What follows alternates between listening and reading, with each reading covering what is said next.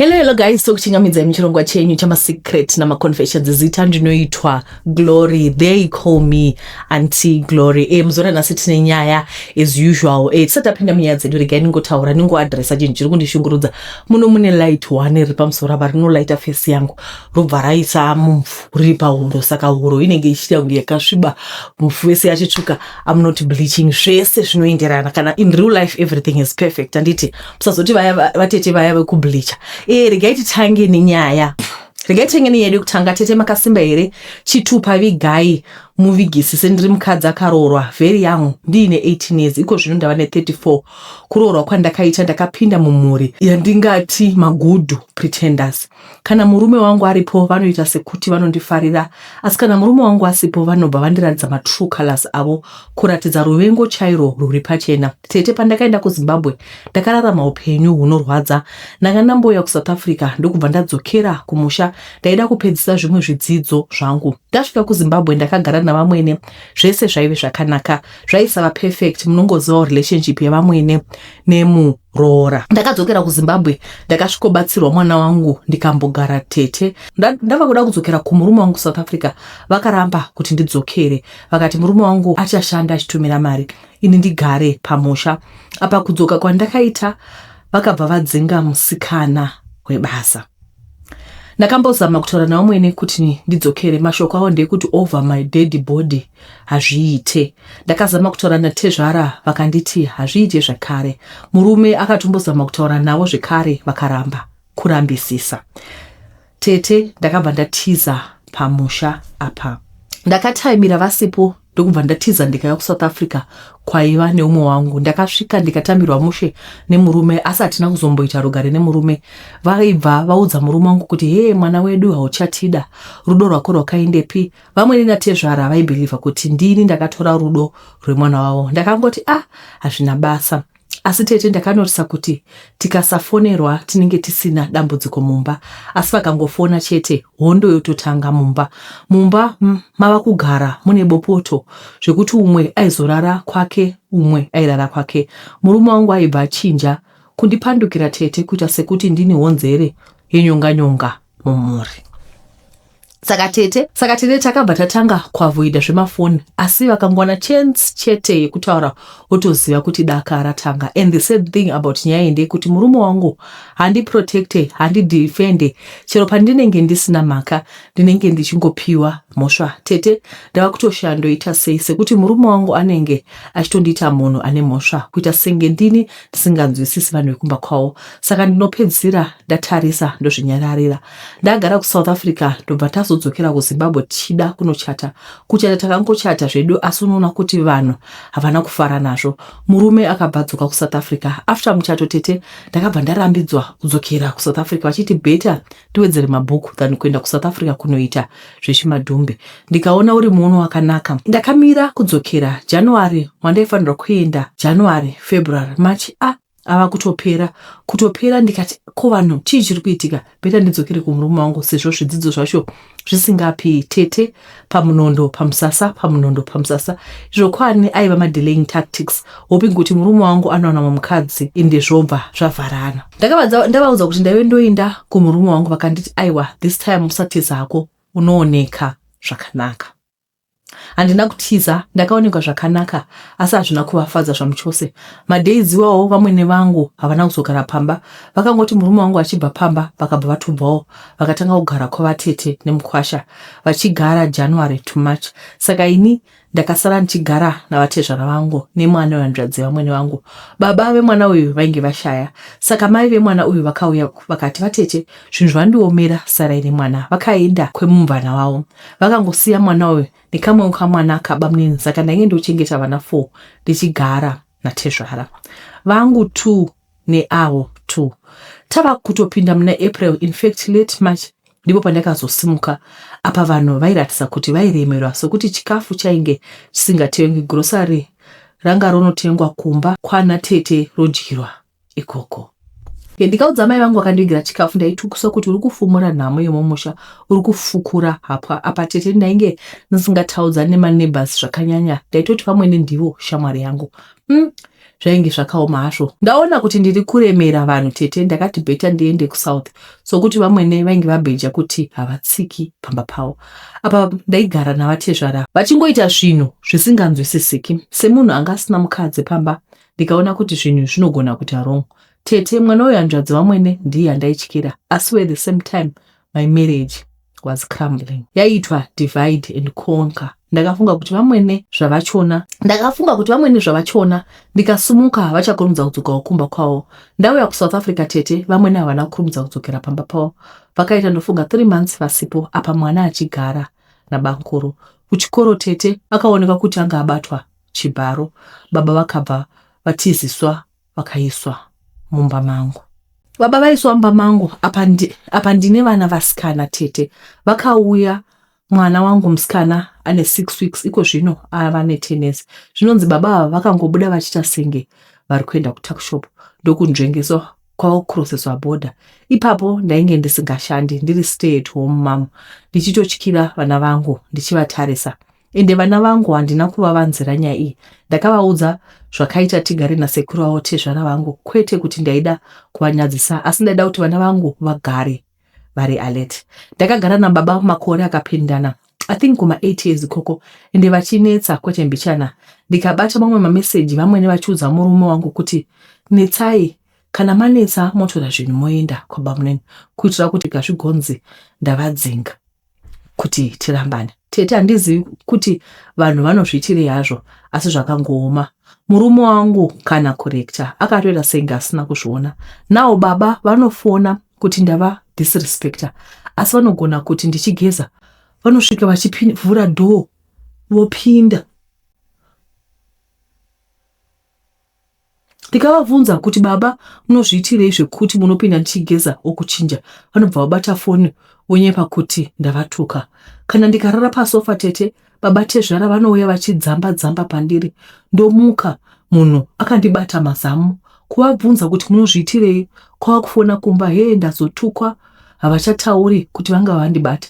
Dzinza rose rondivenga.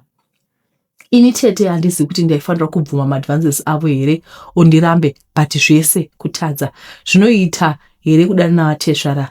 Dzimwe nguva tete ndaiti ndikapinda musitting room, ndaivawana vachimasturbate. Murume anenge aenda kunight shift. Kuti ndiudze vamwene kumusha kuti chimbouyai kumurume wenyu, hazviiti futi. Ndakamboti mama ndiri kuuya kunyaradzo yababa vangu vakashaya.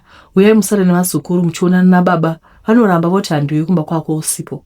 Vamwene pavakazouya kuno vakati havadi kundiona. Pandakabva kuZimbabwe vaitizve havadi kundiona. As for the past 10 years ndaigara nemurume wavo, ndichiona kubva kumahospital bills pane chii asavatendi. Baba vaigona kuudza murume wangu kuti chinja rudzi pamberi pangu ndichinzwa, asi ndiri kuvabikira sadza ndichivapa. Tete ndinorarama upenyu unorwadza. Izvezvi ndiri kunzi ndiri kufanirwa kunokumbira ruregerero. Ndobvunza kuti ruregerero rwei? Ndakatadza here? Unodisrespecta vanhu, hautauri nevanhu. Tete unotaura nevanhu sei? Ini ndakablokewa. Vaiudzwa tunyaya twenhema vachibvuma. Nau ndini ndava kufanira kuvati sori zvakare. Zvakangooma. Ndakabvunza vakandibloka kuti ndakatadzei, vakati ndiri manipulative, havatodi kunzwa side renyaya yangu. So tete ndasvika pakupererwa chaiko. Murume wangu ndinomuda, asi amai vamwene vakasvika pamba anotanga kuita senge sungaire kunge munhu asingarizini. Tete knows kuti zvinhu zviri kunetsa izvi zviri orchestrated, asi anoda kuti ndibvume mhosva yandisina. Tete haisi first time ndichinoti sorry pazvinhu zvandisina kuita. Ndakazongoti sorry for the sake of peace. Baba vobva vafamba vachipembedza vachiudza dzinza rese kuti akazoti sorry. Inopedzisira yava song tete kuitwa criminal. Ini ndisiri ndaneta, but for now I'm willing to let him go, sekuti handidi kuita senge ndini ndiri kukonzera kuseparata family yake. Izvo zvitava neana 4 ndiri kufunga hangu kuti ndisiyane nazvo nditange kuva self reliant. Tete ndikakudza kuti murume mukuru akada kutanga kutorwa matantrum achiti anoda mama vake, hatirari kuita senge ari kudaidziwa. Ndakamuti vana vanofanirwa kumuka vachienda kumastudies makuseni. Hazvina kunaka kuti vatandare kusvika kuma12 dzeusiku vakasvinura. Vanofanira kuzorora kuti vasamuka vakaneta. Tete ndinotukiswa ndichinzaona vana zvikadaro. Nao vana vamwene nana tete nana bamune nemuri yose vari kuno tisimzi vakazoparadza imba yangu. Musi vakasvika vakatora mwana mudiki masikati.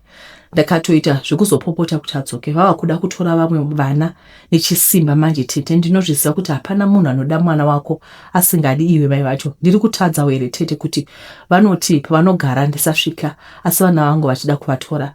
Zvinoita here tete ondikovarekta. Zvinomeka sense here. Izvezvi tete mune makakava evana tete. Ndiri kufunga kupfeka zvinhu zvangu ndisiyeni ndazosvika pakuneta nedrama iri. Zvakaoma haindi. Muri pa situation yakaoma because kana tezvara vachipinda mubathroom muchigeza for what? This is not fair. I don't know until I pane nyaya dzoda kuadresiwa nyaya yekuti kwai vana vanonzi vaone TV kusvika kuma 12 pamba pasina mutemo. Mai vakada kutaura kuti mamadi kuti vana vavate konziwa ona vana. Number 2, dead vatezvara vanopinda mubathroom muroora achigeza, vanobata mazamu, vanodzamba, vanomasturbata mudining pamba pemuroora. Apa hapana maboundary apo. I don't want to lie. Mumba musina mutemo, moza pamba pano pasina mutemo, city of lawlessness. Panongoitwa zvose. Sekuru tezvara kuburisa chinhu chavo vachimasturbata. This man sekutaura kwamaita kuti vakatobva kuZimbabwe vachitiziswa kuti vanga varepa mwana. Handiti vakauya vakazogara nemi. Imi mune vana mogara neperpetrator yakadaro. Handizivi kuti zvingaitwa sei, but izvi zvinotoda vanhu vekuru like I mean kuti people from your side you sit down sepe kuti muri kunzi you need to ask for forgiveness. Handiti you need to ask for forgiveness kuti tezvara sorry ndakakonai muchimasturbata. Guys, regai ndikuudze. Tichikura, we've always been told to be respectful, be what, be what. Anditi, we have never been taught kuti tive vanhu very assertive. Ndakaenda kune imwe marriage counseling mamakore mashuro. Zvika unofanira kuva munhu ari assertive. Kuti I don't like A, B and C. The fact that I'm married to you does not make me muranda wako. It does not make me kuti handina sei pamba pano. Does not make me kuti ndive munhu anosvikirika kuti tezvara unobata zamu rangu. No. Vakadzi, women, let's learn to be assertive. I'm not saying be rude, but unoudza munhu direct kuti I don't like that. Teach your children to be assertive kuti no. Isu taiudzwa kuti zvinozoita here nyararai. Zvino maZimbabwe eno ose we have been taught to keep quiet. Even zvinhu zviri wrong. I'm not being political. Ndikutaura zvinhu kukura kwatakatoita chaiko. Unodzizonzi nyarara. Muna chikubata zamu rako nyarara. Muna chipinza roko mupenti nyarara. Zvinozoita here. No. It's not gonna work. Doesn't work like that. You tell them, I don't like this. As human beings, we are supposed to have my boundaries. Kuti iwewe apa hashaite. Just like people who call at anyone at night, in midnight. Kutosha mtemo. People must have the boundaries. Kana uri atezhara, iwa atezhara. Kauchigara umba kumurora. Kara kumurora uchingeteke. Hishu. Murona kaita sei kwemi. Tipinde miedu yechipiri nyaya yatiri kuverenga yechitu ndeyamama vakatitumira mapictures avo vairohwa nemurume wavo. Mapicture ndichawaisa apa. Vairohwa nemurume wavo zvinorwadza kunge nyoka yapinda mumba. Ende nyaya yachona vari kungochema kuti ivo from childhood hapana zvinhu zvakambogara zvanaka kubva vari mwana mudiki. Tisati taverenga nyaya ndoda kungoti I'm glad kuti she managed to get out of this toxic relationship. Kana kuri kuti muri relationship ari toxic, I'm sure you're going to learn 1 or 2 things from this story. Tete, zita rangu muchanditi Nyasha. Nyaya yangu yakarebesa ndofunga inotoda part 1 up to part 4. Bana mai vangu vakarambana, I don't know when, but vanotaura kuti vakarambana ndine 7 months, but mai vakaenda vakatisiya mumba medu takazvora tiri 4. Ndachinja namba yevana kuitira kuti vanondiziva vasaziva. So mai vedu vakaenda vakatisiya nababa. Takatanga kugara navatete kubva pa 7 months. Handizozivi kuzosvika pamakore mangani. Ndava ne 5 years ndakazotanga kugara namai guru vangu, mukadzi wemukoma wababa vangu. Mai guru ava ndichavati mai tatenda. Mai tatenda vaive nemwana musikana akaenzana neni, but mai guru vangu ava vaive neutsinye. baba vangu vaisawanzogara nesu. Ipapo vaita zvekuya pamba, mai guru maita tenda taigara takati wandei nevamwe vana vatete vangu. So ini ndairaswa mukicheni nevakomana vana vavatete vangu vaviri nebradha yangu, ivo varara nevana vomusikana anga kaenzana neni. Vakomana vandairaswa navo vaindibata chibharo everyday manheru ega. Vanhu ava vaiva hombe kwandiri, umwe yaiva muhombe kwandiri ne5 years, umwe ne10 years, umwe ne7 years. So ini ndaive ne5 years. Ndikakudzai kuti handizivi chinonzi kuva umhandara. Ndakabviswa umhandara ndiine 5 years nevakomana ivava. Hama dzangu ndakabuda ropa kusikarudzi yangu ndiine 5 years. Mai guru maita tenda vaive vasina kana care nesu. Ndaigeza ndega ndiine 5 years. Saka hapana aizviona kuti mwana ari kurarwa naye everyday. Mai vangu kana kudzoka kuzotiona kubva zvavakandisiya ndiine 7 months. Pamba pamai guru paive nesister yavo ndichaiti Muchaneta aive neutsinye. Aiti vanhu vose vakuru vakabuda aiti kana muchida kudya food mototanga mamwa weti yenyu ndokuti udye chikafu. Please vana mai vari pano ndapota zvangu, kana masiyana nevarume venyu, takurai vana venyu muende navo. Munhu gara nevana vako pauri, ndo pane mwana wako. Hama dzamunosiyira vana idzi hadzina kana basa nevana venyu. Until now I'm still in pain. Kunyora kwandiri kuita misodzi yangu iri kids. Don't trust anyone with your kids, please. Nanhasi I'm still hurt in my heart pese pandinozvifunga. Baba vangu vakazorora ndava ne6 years. Takatanga kugara nababa na stepmother vangu. Ndakafara but handina kuziva kuti ndava kunopika jeri rangu ndega. Stepmother vangu ndichavati Maikupa ava vaive neutsinye waibuda munewspaper rekaki chaiyo. My father was a hardworking man. Kumba kwedu hapana chaishayikwa, zvese taizviwana but not isu nevana vamai vangu. Hapana chataiwana cause Maikupa vaisatipa food, vaidya nevana vavo. Maikupa vakanyepedzera kutipa rudo zvemwedzi mishoma. Gore raive rava kupera ndobva ndanyonoswa kuchikoro. Ndainge ndava ne7 years. Ndakatanga kuenda kuchikoro ndopakatanga mashura ese. Ipapo Maikupa vachiratidza matrue colors avo kwatiri isu vana. At 7 years ndaimutswa kuseniseni kuti ndisiye ndasuka ndiro tisati ndaenda kuchikoro. Baba vangu vanenge vabuda kuenda kubasa. Zvese zvaitika izvi hapana chavaiziva. Handina kana kumboitawo pfungwa dzekuvaudza. I don't know kuti waiva udiki here. Taibuda kuenda kuchikoro tisina kudya, tsonzi modzoka muchidya pabreak. Sezvo pachikoro paive pedo nepamba. But pataidzoka pabreak taiudzwa kunzi koya vaenzi modzoka modya masikati. But pataidzoka masikati paisava nechikafu, paimvwa nendiro dzekuti ndisuke ndega. Nyaya yekubata chibhuyaro haina kupera kwamaiguru vangu. Vana vaya vatete takanogara navo futi apa vakanga vava 3 tete nebrother yangu, so vakanga vari 4. Ndakasvika futi ndikatanga kurariswa navo vakomana ava, asi Maikupa vaive nemwanasikana wavo vaive mudiki kwandiri ne1 year. But vairara nevana vavo, inini ndichirara nevakomana vaya. Ndanga ndava ne7 years. Hapana aizviona because ndaizvigezera ndega futi. Ende vaibva vanditi hazvitaurwe. Ini kana kuti kupuse here ndaisataurawo. Futi paiti pakauraya huku taipiwa musoro nematumbu nenzonyora. Ndozvataidya nazvo nevana vamai vangu pese. Mai vangu kana kuuya kuzombotiona. Life yakangooma inorwadza again and again. Ndiri kuti vakadzi mese muri pano, please don't trust munhu nevana venyu. Garai navo. Ndava grade 2 ndainge ndava ne8 years. Ndakatanga kudzidziswa kutakura 20 liters emvura pamusoro. So ini ndini ndanga ndava kupota ndichinochera mvura kuchibhorani. Kwaive nekamufambo stepmother Maikupa nevana vavo ndini ndaivachera mvura yekugesa kuikuwacha zvese tete. Ne8 years ndaisava nenguva yekunotamba nevezera rangu. Handikangamwi baba vangu vakamborara vasipo pamba. Ndakabva ndatizawo pamba ndikaenda kumba musikana wandaitamba naye. Ndakanovata ikoko, aigara nasisi vake. Ndakatofunga zvokugara ikoko nekuti ndakasvika ndikapiwa chikafu chandaisapiwa kumba. So nanda kutoona zvakanaka kugara ikoko, but Maikupa vakanditsvaka vakandiwana. Ndakarohwa kunyenyoka yapinda mumba. Mandiro avanga vaswera vachidyira zuva rose nemanhero acho ese. Ndakawana aripo akandimirira. Ndichipedza kurohwa handina kumbopiwa chekudya. Ndakatonzi tora mugomo unochera mvura usuke. Ndikakudzai kuti magumbeze ekufuka chaiwo taive tisina nevana mai vangu. Taive tine 1 jira kufuka tiwaridza ipapo. Kana yangu ichando taipinda musaga rebhero reketon kuti tidzirwe. To cut the long story short, tete vangu hanzvadzi yababa yakauya, baba vakati ndiende navo kunogara navo. Ndaive grade 3 ipapo ndainge ndava ne9 years. Vamwe mungada kubvunza kuti mai havana kumbouya here kuzotiona.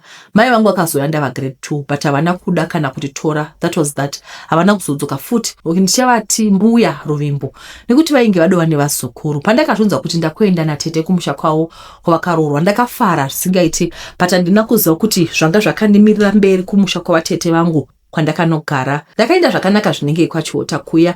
Ndainyadzisa, ndakakwira bhazi ndakapfeka madhumbu. Ndakasvika kwaChiota kuya, tete vangu nevaroora vavo vakatora madhumbu ese vakapisa. Ndakafarazve. Ndakuchitengerwa hembe kupi. Tete vakatanga kutora mapisi machira vakandisonera zvekupfeka. Ndasiya kuti patakasvika aiwa ndakadya sadza kani imi kunge mombe yabva kusina sora, nekuti patete vangu chikafu aiwa paidyiwa, taidya madiro. Ndakatanga kufara, ndikati zvangu zvaita handina kuziva kuti tete vangu vanga vanditorera kuti ndive musikana webasa pamba pavo. Ndakatanga kushanda, ndakasvika gore rava kupera. Gore rinotevera racho ndaienda kuenda grade 4. Ne10 years ndakanga ndakuita basa repamba rese. Tete vangu vaienda, handizivi kuti vaita zvemusangano here. Vaipedza kana 2 weeks vasipo. Ndini ndaisara nevana nevazukuru vavo vaiva 3 but taiva 4 plus bamukuru vangu nasekuru vatezvara vatete vangu. Ndini ndaisara ndichivabikira vese ndine 10 years. Ndaenda kuchikoro, ndakatanga kuita responsible ndiri grade 4. Nhamo yekuenda ndisina bhutsu kuchikoro haina kupera. Ndakaenda kuchikoro ndisina boots kana uniform. I still remember ndaenda kuchikoro nerimwe oversized dress rakagoverwa pakafa sisi vangu mwana wabankuru. Sisi vavo vaitwe vakaroorwa but dress ravo ndakaripiwa ndo raiva uniform yangu iroro. Raidarika makumbo. Tete vaitorisunga nebhandi pakati yoita kunge skirt netop. Hazvirevi kuti tete vangu vanga vasina mari yekunditengera hembe kana uniform. Vaive nayo but vaisada, vaitovawo neutsinye wakawanda. Bankuru murume wavo aiti akada kunditengera hembe hapaidiwa rinopisa pamba pacho. Ndaiti ndikakanganisa ndaituka kutukirwa zvamai vangu vandaisanyatsooziva futi nehure hwavo vandaisaziva. Ndaibva ndosaka una mai Rombe vakakusiya nekuda kwechihure. Tete njii life yakaoma. Vana vatete vangu vaiti vakanditengera hembe ndaisadzipiwa. Ndava ne13 years ndakatanga kuita mari chokuti ndiwane kutenga hembe dzangu dzekupfeka, but kwatete vangu kwaisava hako naye ndibata chibharo. But umwe mwana watete vaya uya aindibata chibharo kumusha kwedu akazoya ndava grade 6 akuda kurara neni. Pandakatiza ndakaramba kazvona kuti ndainge ndava kuziva, hana kuda kuzozviedza futi. Ndanga ndasira kuti baba vangu vakazofa ndava ne15 years. Vakafa vazvara vana 3 na stepmother vangu, but moyo wandanga ndinawo ndekuti ndikakura stepmother ndoda kuzovarowa, but baba vangu pavakangofa stepmother vakabva vaenda kumba kwavo. Tete vangu vakazofa futi ndava ne16 years. Ini handina kuzopedza chikoro, ndakabva ndagumira grade 7. Ndikanzi hapana mari kuendesa mberi, ndanga ndisinawo kupasa grade 7. Mai vangu kubva ndiri grade 4 kana kumbotitsvaka kuti ndiripi kana so tete baba vafa ndakatanga kungotendera ndichigara mhama nditi ndikanowa basa rechihouse girl ndoshanda, but hama dzacho dzandaigara nadzo dzaitora mari yangu yandaishanda iyoyo. Vaingondida ndine mari chete. Ndikasaenda kubasa vaibva vandidzinga. Ndakabva ndazotsvaka mai vangu ndikawana, but vakangondida zvemazuva mashoma chete, vaisava nerudo zvaro. Ndakabva ndazonzwa kuti kuMozambique kuri kuwanikwa mabasa. Ndava ne17 years but gore rava kuda kunopera. Mai vamuna August ndakajamba boda ndikaenda. Ndakasvika ndikaona basa rekubika sadza. Ndakashanda asi handina kukangamwa mai vangu. Ndakadzokera kumba gore rinotevera racho kunoona mai vangu. Ndakabva ndavaona vachirwara, ndakarwadziwa tete. Nyangwe vaisava nerudo but mai vangu ndaivada. Ndakasiya ndavaendesa kwadokta nemari yandanga ndakasevha. Ndakabva ndadzokerawo basa. Ndine mwedzi ndiri kubasa zvikanzi mai havachamuki. Ndakadzokera kuZimu ndikagara namai vangu mwedzi vakabva vashaya. May your soul rest in peace. I love you so much. Handina kuwana nguva yakawanda nemi. Ndakabva ndadzokera kuMozambique, ndikabva ndaunganidza mari yangu, ndakahodha mabhero 1 rehembe nerebhutsu ndokudzoka kuZimu ndikatanga kutengesa. Pazvakaenda hapo nepamwe ndakanyura. Ipapo ndakanga ndakugara nemwana wavatete vangu nemukadzi wake. Pandakanyura ndandisina mari tete. Sezvinei ndakazowana kufambidzana naye. Ndakati zvangu zvaita because aitaura zvekuroora. Aiwa ndakaroorwa zvakanaka. Ndakaenda ko ndaigozivei kuti ndaroorwa nemunhu ari HIV positive. Tete vamwe vangada kuziva kuti sei musina kutanga matesto. Aiwa iye nguva zhinji aiva ari busy, saka tangoti umwe neumwe otestiwa uya nemaresults ake ndozvakaitika. Ko ndaizivei kuti umwe wangu nemaresults auya nemaresults enhema? Ndakazosangana nemapiritsi tete, ndakamuisa pakona munhu ndokutanga kuti sorry paya, yadova too late kwandiri, tatova negore tiri tese, ndakarwadziwa. Ndakambodzokera kumba kwedu, munhu kwakuzotevera kuzonditora, ndakazotanga kurwara paya, kuenda kuchipatara ndokubatwa HIV. Ndakarwadzwa kusvika pekuguma, ndakamboda kuzviuraya but zvakaramba. Ndakagara naye murume wangu but ndaitadza kumuregerera. Sometimes ndaimbofunga kumutema akavata kuti abva angofa. Takagara tese 10 years but mbereko yakaramba. But pa 10 years ipapo ndikazvifunga zvaindirwadza. Ukuwo kumba kwemurume vakunetsawo kuti wakaroora ngoma, ukuwo ndine stress yekupiwa chirwere. Takabva tasvika pakusiyana. Ndakagara 2 years. After 2 years ndakasangana neumwe. Takadana zvakanaka zvinenge aiwa. Ndaipiwa rudo. Vamwe vangada kuziva kuti ndakaudza here kuti ndiri HIV positive. Yes, ndakamuudza akazvitambira. Ndakamutsanangura zvese zvekuroorwa for 10 years nekushaya mbereko, akazvigamuchira. Aiwa, mazuva akafamba tete, munhu akaroora, takaendawo kukoti tikanochata. Aiwa tete, ndikati uyu ndiyo wangu akabva kuna Mwari chaiye uyu. Takagara gore rose, munhu ndipo paakatanga kuratidza matrue colors ake tete. Munhu aidhakwa achiti akatambira mari yese yaipera kudoro. Ukada kubvunza wairwa hunge nyoka yapinda mumba tete. Ndakasvika pakubvunza Mwari kuti nai wedwe, asi handina kufanira kuva ndiri panyika here, because nguva yangu yekufara kubva ndichizvarwa yaive diki, yekuchema ndo yanga yakawanda. Ndobva ndafunga kuti futi murume wokutanga akandiroora akandipa chirwere tete, zvaisabuda uyo ndiroora anondiponda kunge nyoka yapinda mumba tete. Wombopfugama uchida kunamata but unongotanga kuchema, woshaya kana shoko rimwe rekutaura. Ndo zvandaiita ipapo tete. Ndakanga ndakuita kunge ndakakeswa chaiko. Ndaiti ndikaona basa vhiki ndodzingwa kunge imbwa. Uku murume munoita zvekurwa kuti abhadhare rent. Nanhasi ndozvibvunza kuti asi mistake here kuti ndive panyika tete. Ndakazowana basa nawo, ndiri kushanda zvakanaka chose. Ndotenda Mwari. Ndakabva ndasiya mondi iya yaindiponda. Ndakazvigarira tete. Ndakazviudza kuti zvekuroorwa hazvisi zvangu, but one thing ndiri kutadza kugamuchira tete, kusava nemwana. Nguva zhinji ndinochema kana ndakagara ndega mumba mangu tete. Nyangwe murodhi ndikaona munhu ane mwana wake ane pamberi, ndinochema kuti Mwari, why me? Ndinovabvunza zuva rega rega kuti ndakatadzei Mwari, chamuri kundinyimira mwana? Inga vamwe vasingavadi munovapa wani, vobvisa nhumbu, vorasa vana. Ko ini ndinomuda, why makandinyima tete? Ndinogara ndiine bundu pamoyo pangu. 1, rekupiwa chirwere. 2, rekushaya mwana.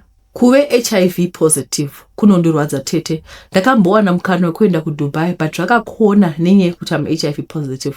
Ndikazvifunga zvinondirwadza. This is my life story tete. Ndinotenda nechirongwa chenyu chikutibatsira kuburitsa zviri mumwoyo medu. Mwari vakuitirei zvakanaka. Saka tangozvinzura toga vanorwadziwa nenyaya yekuti vakapiwa HIV kubva vari mwana mudiki, ever since she was a baby. Havana umbobvera vaita zvakanaka. Upenyu hwavo has always been a difficult life. She's seeing a counselor and she's getting therapy. We thank God for that, especially panyaya HIV apa nyaya yekushayiwa mwana, nenyaya yekurepiwa. So she's a lot of vane madambudziko akawanda ari kuvashungurudza, but totenda Mwari kuti she's seeing a counselor. Kana kuri kuti mune zvinokunetsai, musarega kutumira nyaya dzenyu paemail iyi yanditi you get help pane kuzviuraya. Alright, muzora nhasi on Seeking Love, Women Seeking Love. Tina sisi vedu isikabhobho isikamula maezi chigero chidenja makasimbere tete veduwe ndawa loneliness veduwe. Ndiri mukadzi ane makore 42, ndine vana 4 boys. I stay with 3 kuno kuSouth Africa kunonzi kuRiver Lee ni FNB Stadium. Ndikudawo murume ari single neni. Dai zvaibvira murume uyu ave anoenda kuchurch kusavada seni, ari clean, anofanira kugesa. Somebody who is physically, emotionally available. Anditi tete, I can say ndine problem yegumbu ndakatsva, I say I can do anything for myself and my kids. I can say I'm blessed. See my picture below, baba vaisa ma picture avo. Aiwa chi baby chi danger. tiri kutsvaka gentleman SDA, vari kuda munhu anoenda kusabata. Handitika saka vedweka mundihalewo zveka ndaposta kudai so musaignore zve. Toda kuti vanhu vadanane panapa. Vanhu vari kutodanana hapana chamuri kuziva imi. Vanhu vari kusanga chane inoende basa. Vanhu vari kusangana, vanhu vari kudanana. Chachibebichi. Alright. Regai tipinde munyaya inotevera. Makadi tete.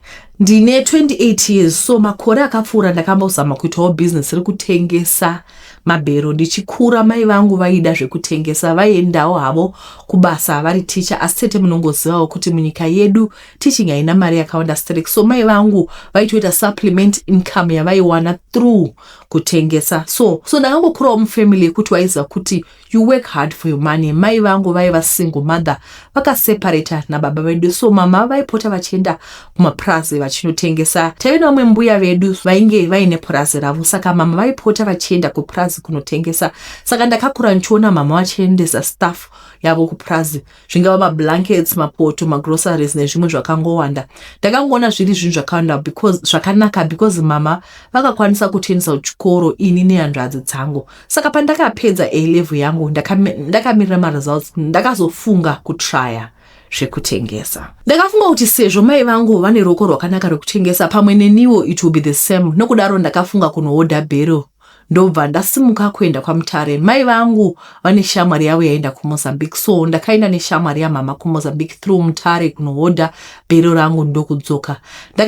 Ndakabva ndatanga kugaya kuti ndotengesera bhero rangu pai. Tete ina handina kukurira kugeto, saka kwanga kusina opportunity yekutengesa. Ndakambofunga kuenda kumapurazi nebhero, asi ndakatya kubatwa nemapurisa zvoramba. Saka ndakafunga kuenda kuMbare kunotengesa staff yangu ikoko. Ndakambofunga Copacabana, asi ndanga ndisina maconnections.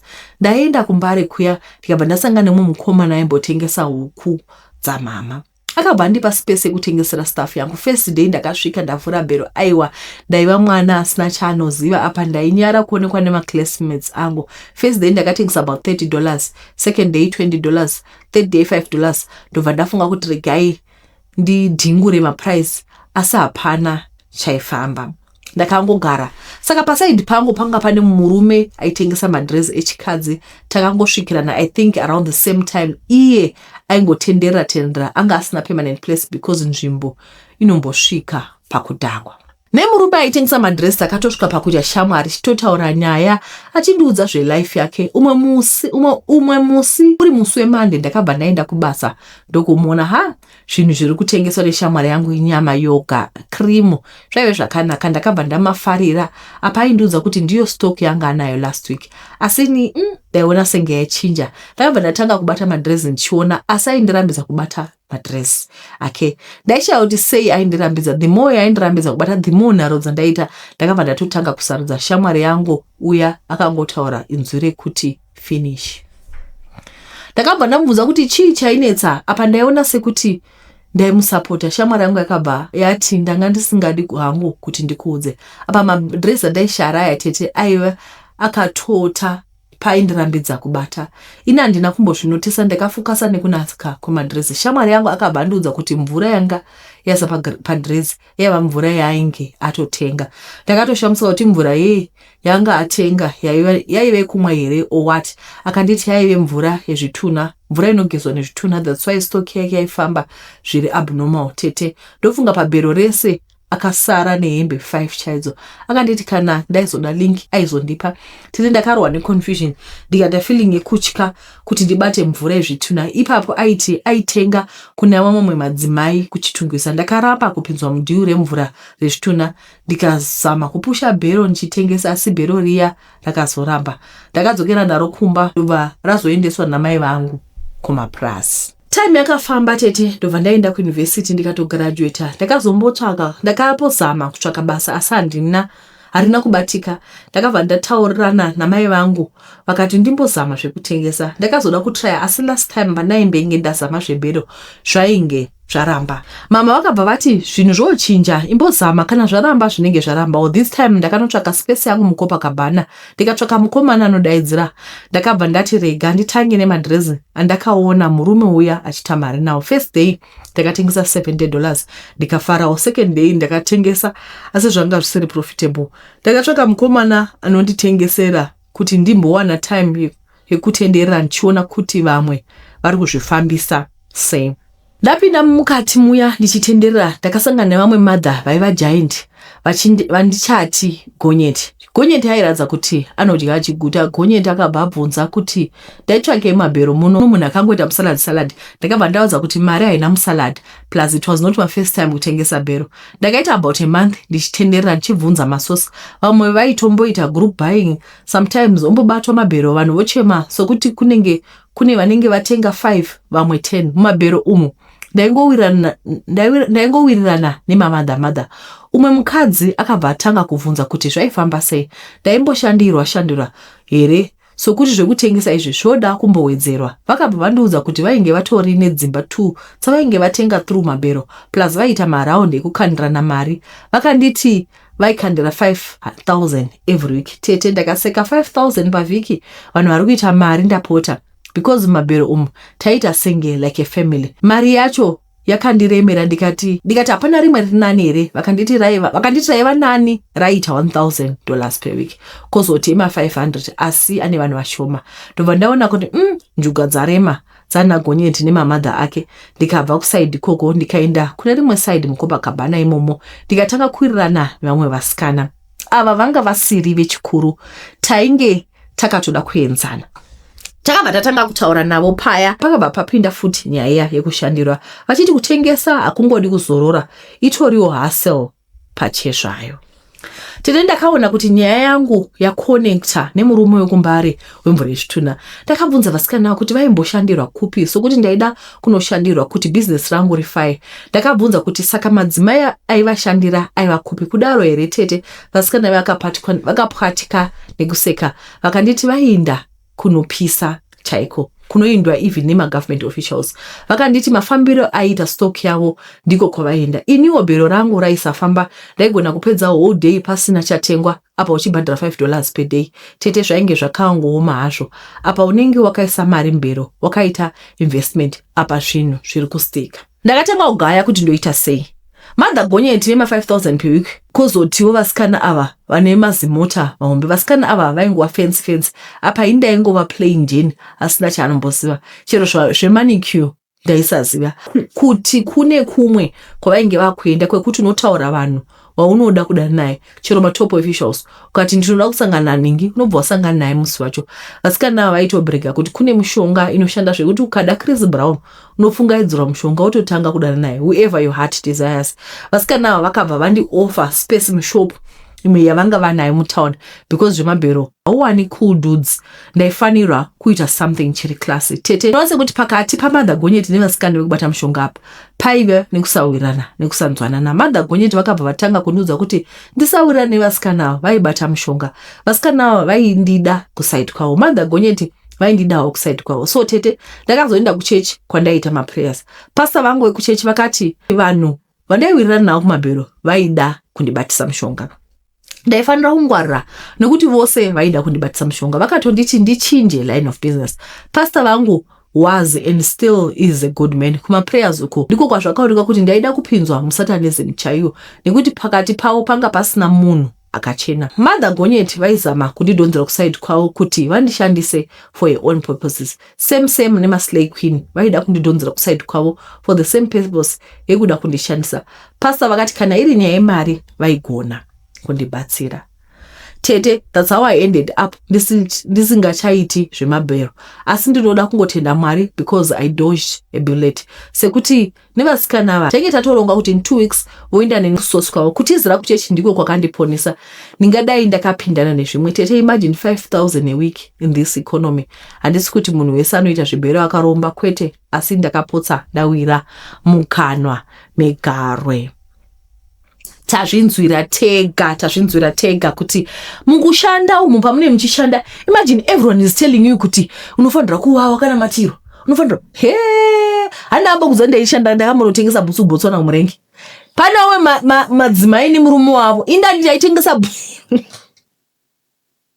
ini ndaitengesa bhutsu, tumwe tubhutsu twaigadzwa nechikumba chembudzi, so twakanaka turi African.